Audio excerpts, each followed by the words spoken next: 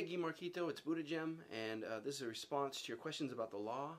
You made some good points, and you're right that there is some democratic input into the laws. Certain laws do come about through a democratic struggle, and perhaps I discounted that too much in my video. I'm not sure, but if we're going to really talk about the neutrality of the law, we have to get away from what's written and look at the enforcement of those laws, who enforces them, how they enforce them, who they enforce them upon.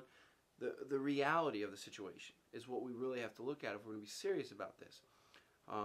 Here in the U.S., we have over 100 political prisoners.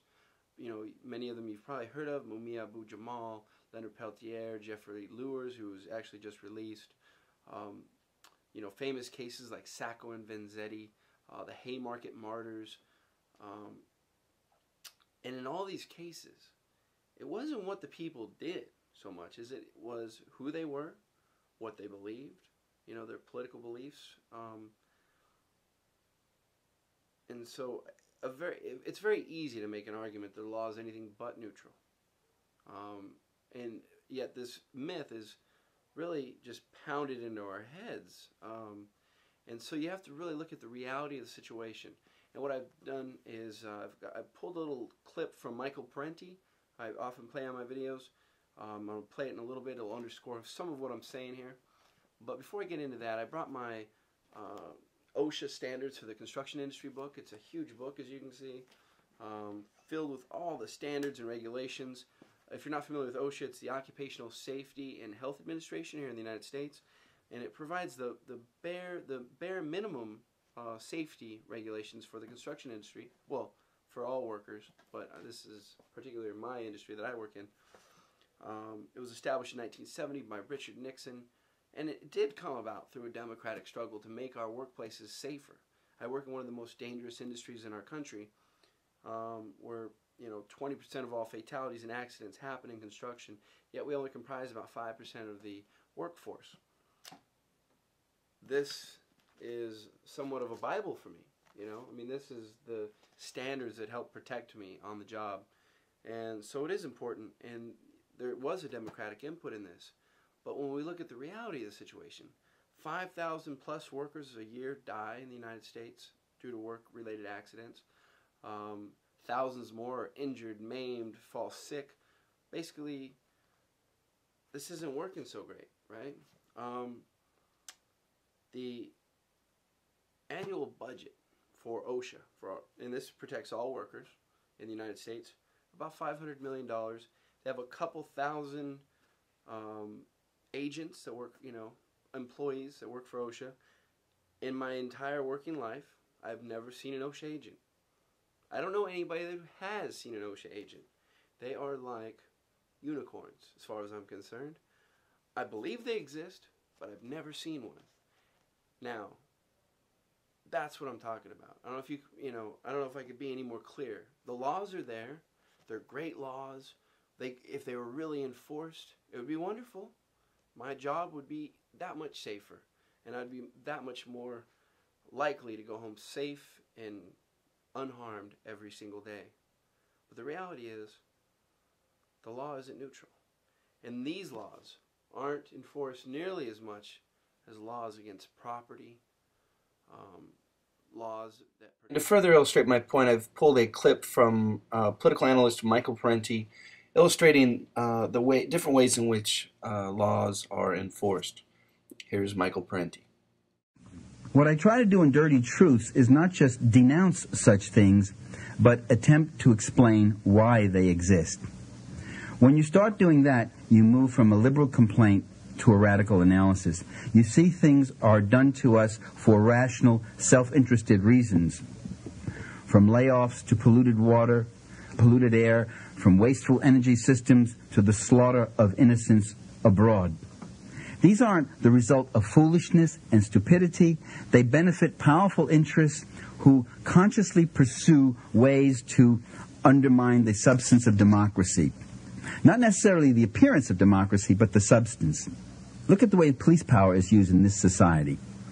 Take the case, a tragic case not long ago, of Polly Klaas. Remember, they caught her would-be killer while she was still alive. He hid her in the woods, and some woman in her house called the police. The police came, caught this guy in the woods, and they believed his story. He said he was just going for a stroll in the middle of the night in the middle of the woods, and his car had slipped into a ditch. And they helped him pull out his car, and he drove away. They never even did a thorough check on the guy.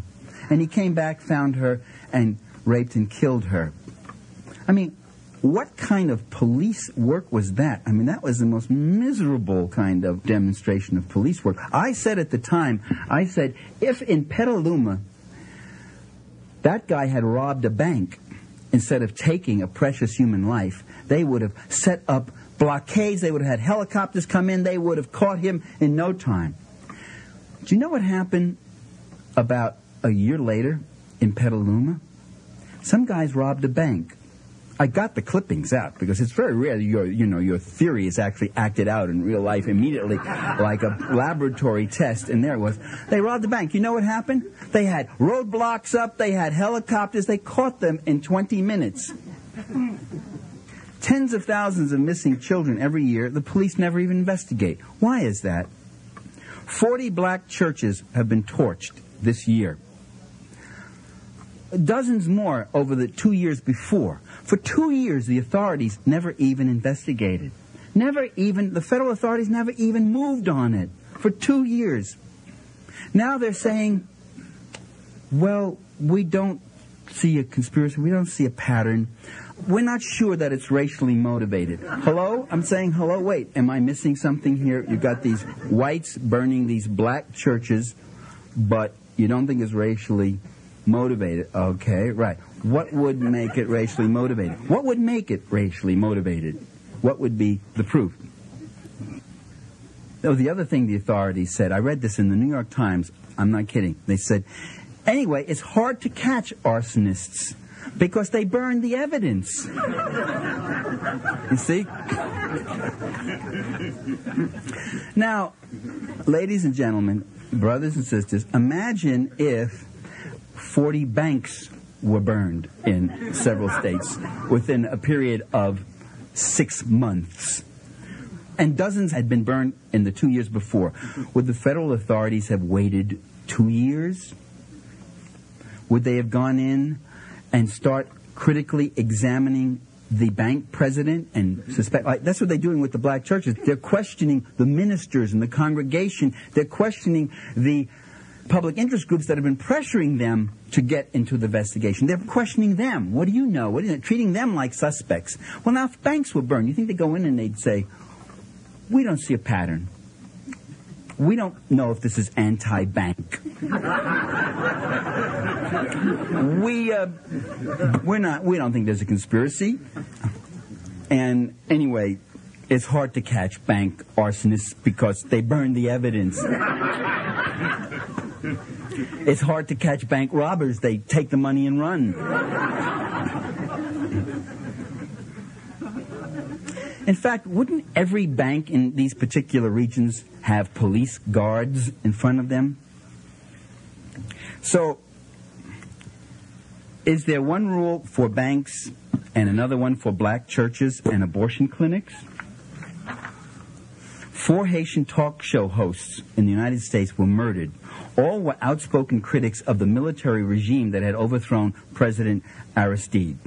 The FBI didn't see a pattern. They doubted that there was a political motive. 7 Vietnamese American editors and publicists have been murdered. They all called for normalizing relations with the Vietnam. FBI says they didn't see a pattern. They didn't think there was a political motive. I mean, even in a couple of cases, there was an organization, a Vietnamese organization, that claimed credit for the killings. They had some neutral pastoral name like Vietnamese Warriors for Christ Against Communism, something like that. FBI said, it's probably a cultural group there, I don't know. No political motivation here. Now, are the FBI and the police being stupid, or are they being political when they do this? I would say that you're being stupid if you think stupidity is at work.